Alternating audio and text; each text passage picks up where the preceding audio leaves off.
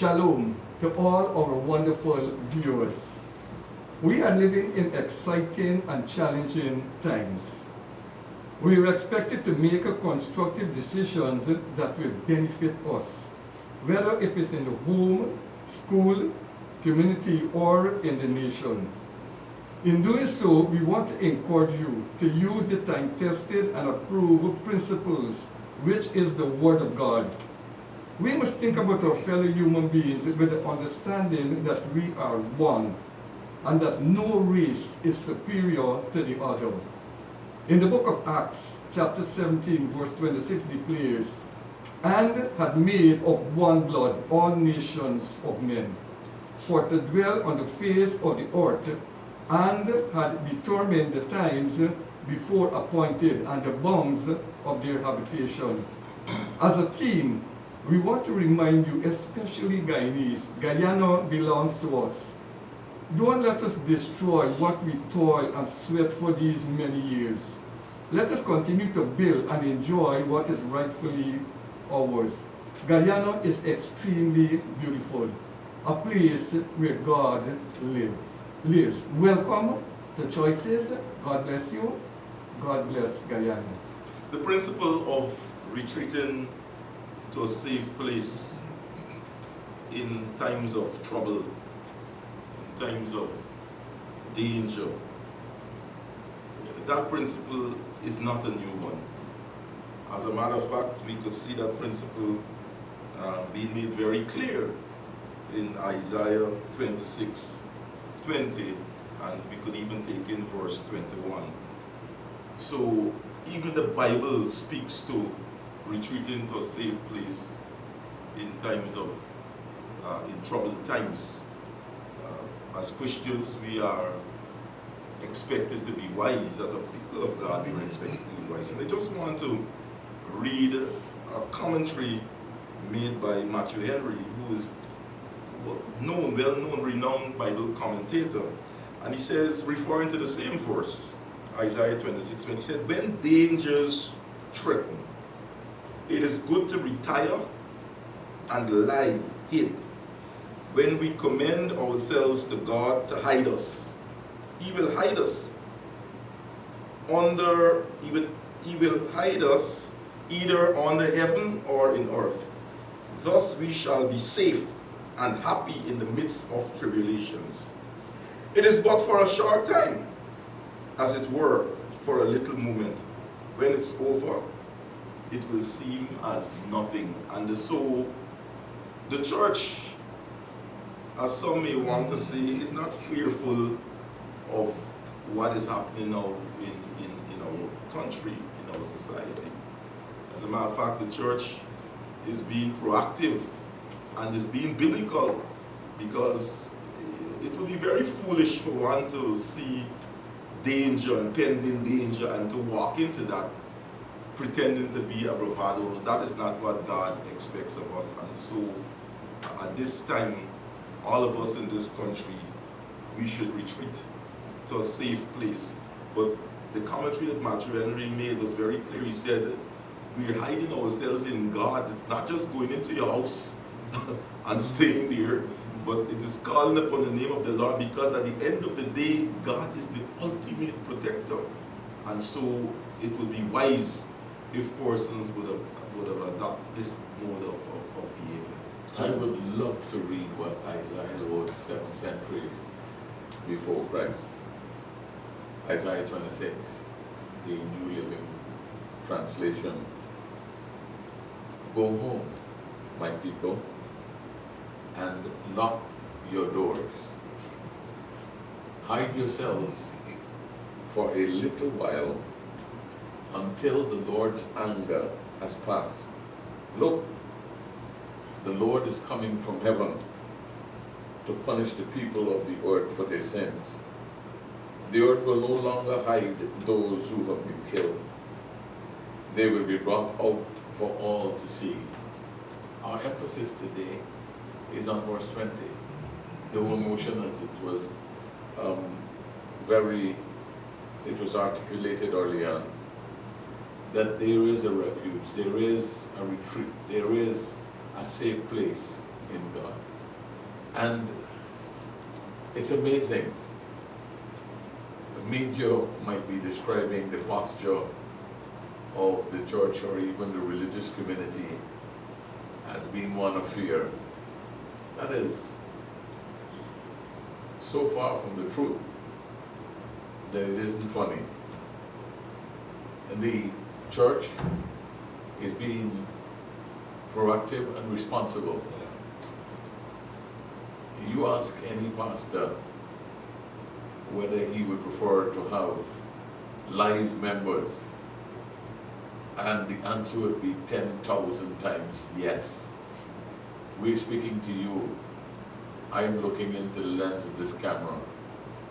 The lens of this camera, they don't blink. But when I look at people, I see them blinking. I see them reacting and responding to the Word of God. I see the impact of the Word of God upon their lives. This camera is so neutral that I would love to go back to my favorite hunting ground, a live audience, a live congregation. But we're being responsible, and we want to encourage all of Guyana, wherever you are around the world, to do the same. It's an amazing time. It is a challenging time. It is a difficult time. It could even be a dangerous time that we are living in.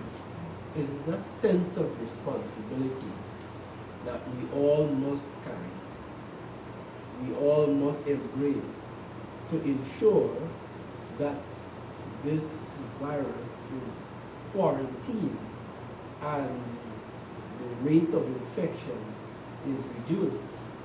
I think it is you, Bishop, who I first learned about the pandemic in 1918. I didn't know about it until I think I heard you make mention, and then I had the chance to do the research and to do the reading, and I say thanks publicly. And way back then, almost the exact thing in terms of being able to reduce the rate of infection and to protect the people was what the church actually did. And it shows that in spite of all that is happening, there's a sense of sense that must prevail. I was looking at one scientist who was making the observation that since there is no cure, the next scientific option is to reduce the rate of infection. And that is exactly what we do. Yeah. You know, that influenza, they called it then, or flu, in 1918, over 100 years ago. They later, I think they call it Spanish flu. Spanish flu. Then, but later on discovered and actually named it H1N1. I remember going several years ago, I had to go to, I'm trying to remember, some African countries, and I also had to go some other place. And I went to Britain. There was a very mature nurse there who was very skillful. I think she's retired now. And she was very skillful in giving us these vaccines. And I remember she persuaded me to take several of them. And before I knew it, she was through, because I'm scared of needles. I don't like needles. And it's a man thing. And I sat there as a man and whimpered a little bit and took it. And I'm grateful to God. But this H1N1, the world didn't know how to respond to it in 1918. Some people speculate that it probably killed 50 million around the world. Yes. There's some who attach a higher number to that. And that must have been scary. But one of the most important things done by the church then was that the church shut her doors, but maintain vigilance, pray. Listen, the church lost some good ministers Yeah. during that time who continue to interact. Mhm. Even though our doors are closed, we still minister to people. And that comes with the territory of who, or what our assignment is. You know, to add to that, Bishop, the church then practiced non-pharmaceutical intervention in terms of what we call now social distancing, the reduction of public gathering by closing its doors, the practice of encouraging people to improve on the hygiene and also to use disinfectant. The other thing, while the doors were shut, the church intensified its prayer. And like you mentioned, they were visits. Persons hazard their lives to visit those who were sick and shut in, to pray for them. Why? Because we have hope in the Word of God. And in spite of all that is going wrong, the Word of God brings hope and also strength that we're able to face whatever emergency. You know, at that time in 1918, the world had just come out of the First World War, where almost, conservatively speaking, 10 million combatants lost their life. So the world was plunged in crisis. But look what God's people did. They held fast to the Word of God and offered hope to those who were suffering and those who were dying. The heroes then were the doctors and the nurses, and they are our heroes today, our medical professionals.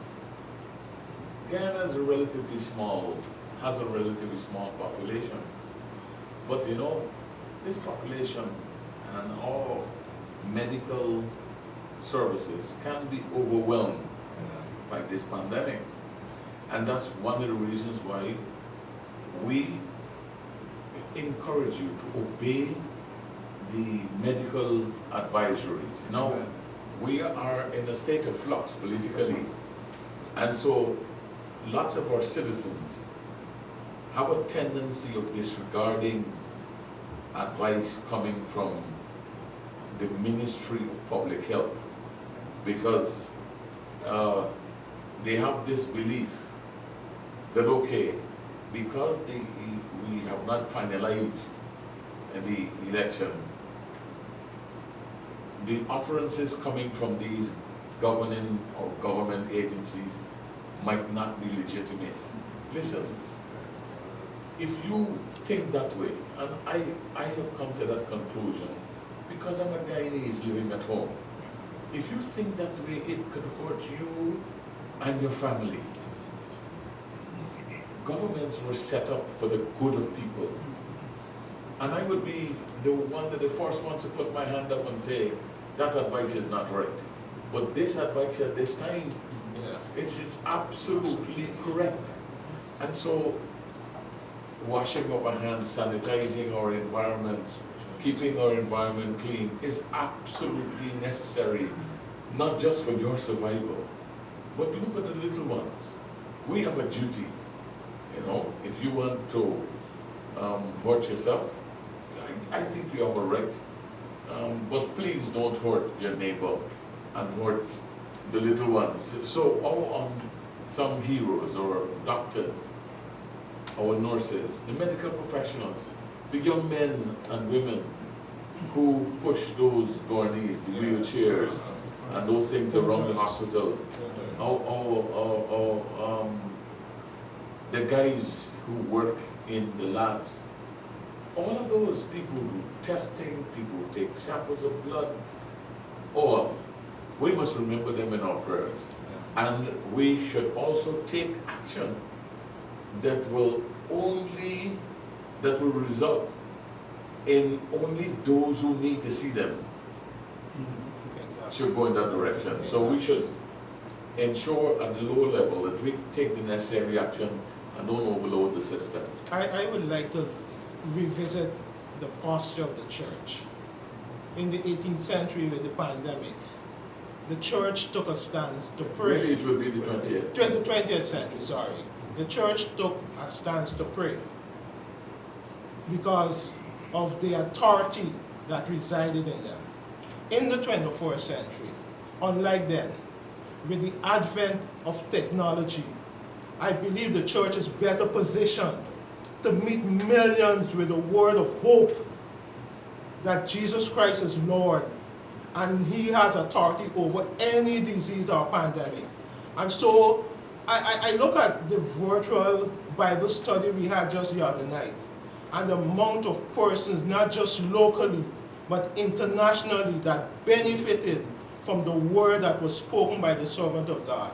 I believe we are so positioned that we can bring hope to the hopeless in spite of all that is happening. You know, notwithstanding that, indeed, we can use technology to penetrate what might seemingly have been impervious, homes that may not have, or persons who may not have come within the four walls of the church. And so technology provides that opportunity. But I want to touch a bit on the caution, or some people seem to have thrown caution to the wind. The 1918 pandemic, Spanish flu, influenza, what they call it, the mortality rate was highest among those who were 5 years or younger, 20 to 40 years old. 20 to 40. And as we look around now, we see quite a lot of young people who feel because of their youthfulness, their vigor, their vitality, they are immune to it. But in this pandemic, the mortality rate was highest between 20 and 40 years old, and those who were just over 65 years old. That is what happened in 1918. So the point I want to make here is that the pandemic did not only hit the older people that we see happening now, but I think because of younger people throwing caution to the wind, they were similarly affected, and even not just similarly affected, they were severely affected. You visit the market very often, along with some members here. Are you pleased? Are you satisfied with the social distancing that you see practiced there? No, No social. people are still commingling as though nothing is happening. I mean, I don't want to believe it, that people feel that this pandemic is just beyond our shores. I mean, we have cases here in Guyana, and we need to observe social distancing, because what is most effective is the precaution that we take. It's not medicine, not drugs, it's the precaution we take in terms of distancing, good hygienic practices, okay, and the reduction of gathering in large numbers. Those are what is interesting. I mean, you talk about market. Up to yesterday, I passed through, I think it was Border Market, and it was business as usual, place crowded and people shopping and the usual thing. And when you compare what we've seen here with other nations, up to yesterday I was looking at a video of who is the gentleman at the expletives and all of that in Barbados, and he was saying in the streets in Barbados he could not even see a fly.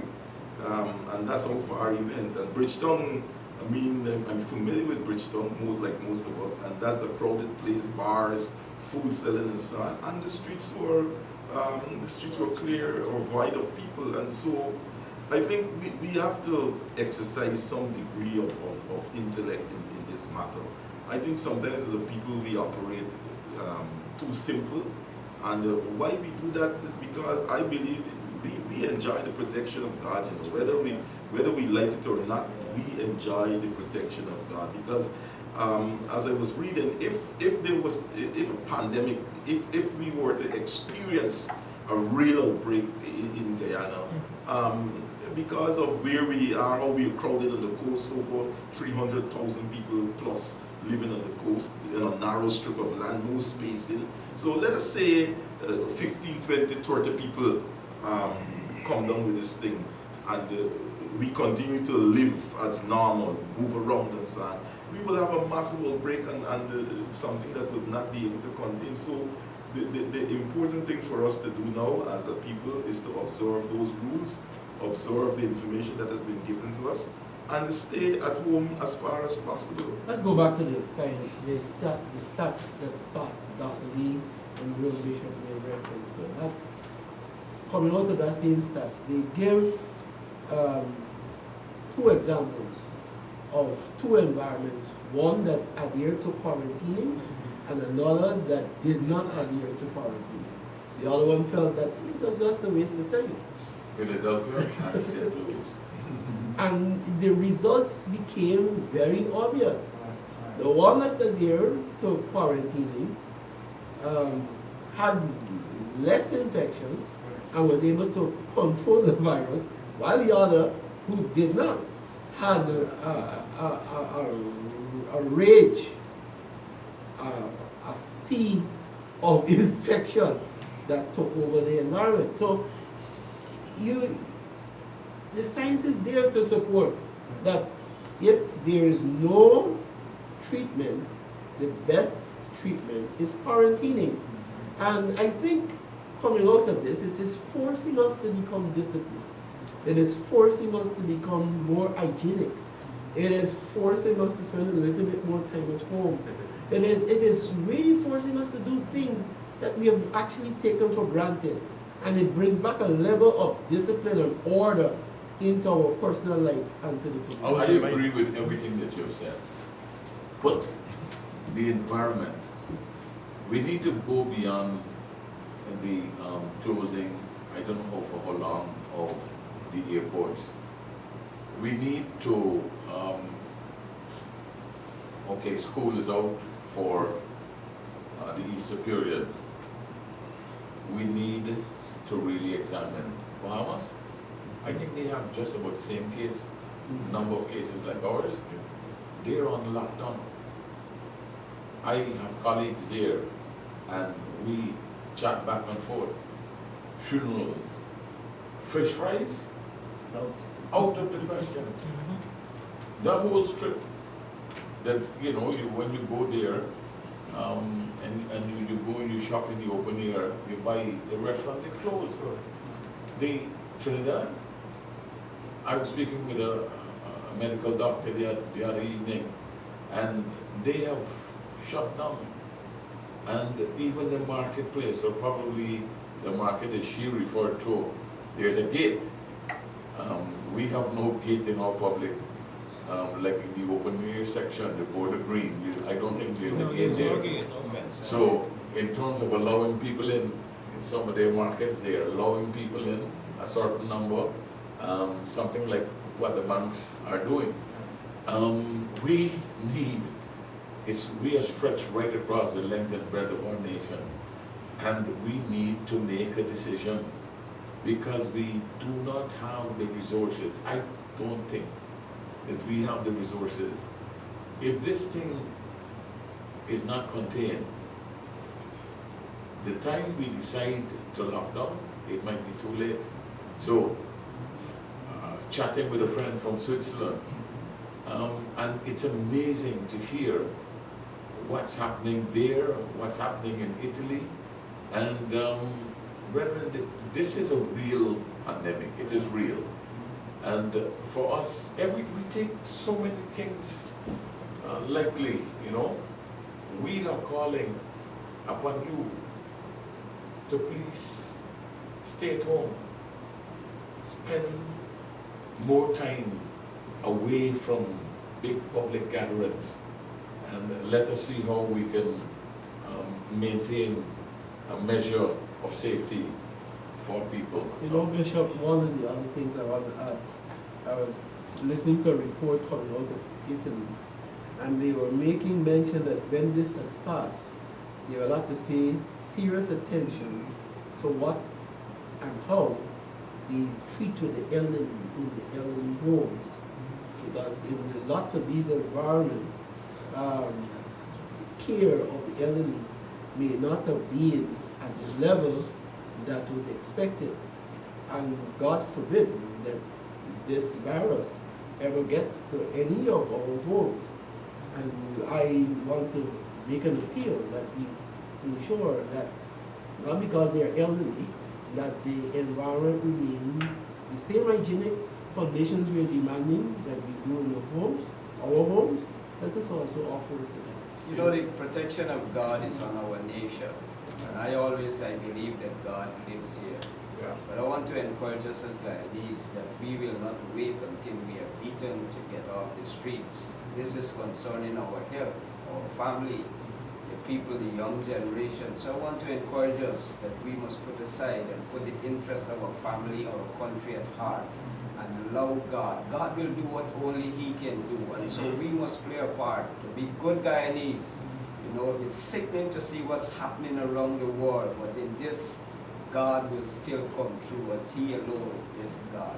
A couple programs before, I can remember us saying, reminding us from the Word that everything that could be shaken will be shaken. And it's amazing how the reality of that, we could actually see the reality of that. But only that which is latched onto the Word will be able to stand.